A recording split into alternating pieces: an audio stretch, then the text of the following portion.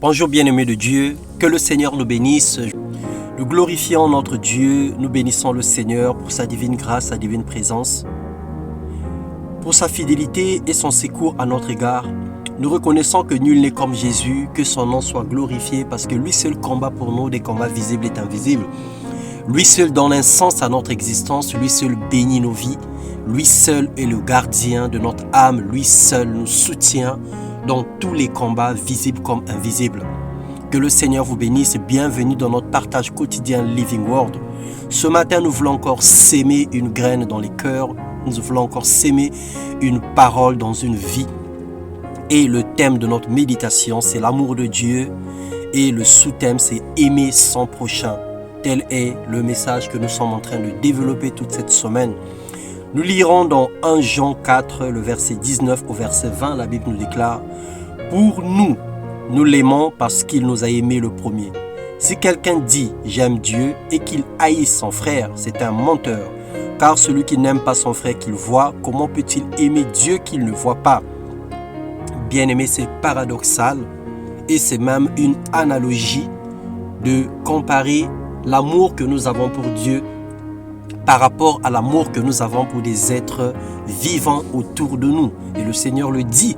Comment pourriez-vous dire que vous aimez Dieu, que vous m'aimiez, moi qui suis invisible à vos yeux, et que vous haïssez vos frères qui sont tout autour de vous, alors que le Seigneur habite dans nos cœurs, il s'est manifesté, il se manifeste à l'intérieur de chacun de nous.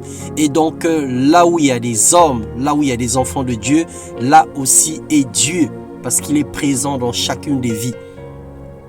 Le test pour savoir, je voulais dire, il est très facile de dire que nous aimons Dieu, cependant difficile de le prouver. Alors le test pour savoir à quel point nous aimons Dieu consiste à vérifier la limite de notre obéissance à ses commandements, premièrement, et ensuite la façon dont nous prenons soin de nos âmes, de nos vies, et ensuite notre degré d'affection pour les autres. Tel est le point sur lequel nous allons nous statuer, nous allons nous apitoyer ce matin. L'amour de Dieu nous demande pour les autres. L'amour que Dieu nous demande pour les autres n'est pas bidirectionnel. Il ne s'agit pas de donner et de recevoir, de donner et d'attendre ce qui va se passer en retour. On ne doit rien attendre en retour. Lorsque nous aimons nos frères, on ne doit rien attendre en retour.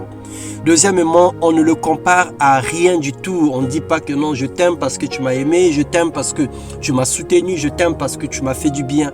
Non, l'amour de Dieu, l'amour que Dieu nous demande pour nos prochains n'est pas bidirectionnel.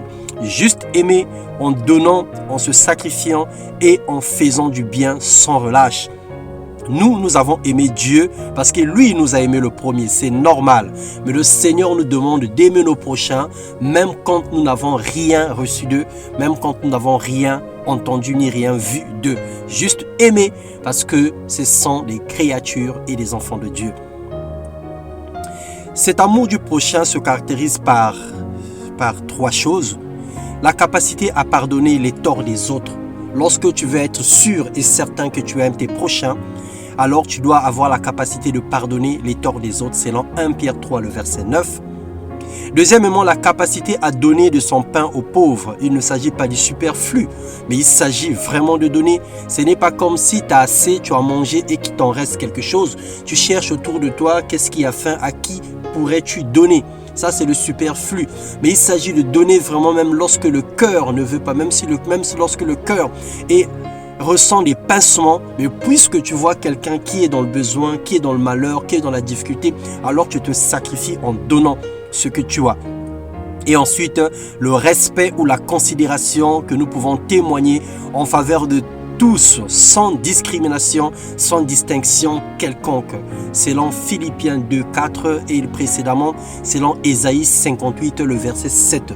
Lorsque nous respectons les personnes autour de nous, lorsque nous les considérons sans discrimination, sans chercher à savoir quelle est la couleur de leur peau, quelle est leur ethnie, quelle est leur origine, quelle est leur nationalité, nous aimons sans condition parce que tous nous avons été créés à l'image de Dieu et à sa ressemblance. Et le Seigneur a jugé que son œuvre était bonne, noire comme blanc, rouge comme jaune. Le Seigneur a jugé que son œuvre était bonne et nous sommes tous des créatures de Dieu. Alors tout ce que le Seigneur fait est bon et puisque nous aimons Dieu, nous faisons sa volonté. Aimer est une obligation, c'est un commandement et une exigence divine, mais qui doit se faire sans hypocrisie. Jacques 2, le verset 8, la Bible nous déclare: si vous accomplissez la loi royale, selon l'écriture, tu aimeras ton prochain comme toi-même, vous faites bien. Mais si vous faites exception de personne, vous commettez un péché, vous êtes condamnés par la loi comme des transgresseurs. Car toute la loi est accomplie dans une seule parole, dans celle-ci, tu aimeras ton prochain comme toi-même. Alors que Dieu nous donne un cœur plein d'amour pour les autres, un cœur patient pour supporter les faiblesses des uns et des autres, un cœur plein d'amour fraternel. Toute la loi a été accomplie en 2 commandements. Tu aimeras l'Éternel ton Dieu de tout ton cœur et tu aimeras ton prochain comme toi-même. De toutes les lois que le Seigneur nous a données dans la Bible, le Seigneur l'accomplit en ces 2 lois. Alors lorsque nous aimons Dieu, nous allons obéir à sa parole. Lorsque nous aimons notre prochain, nous allons accomplir la parole de Dieu. Que le Seigneur vous bénisse une fois de plus dans le nom de Jésus-Christ. Amen.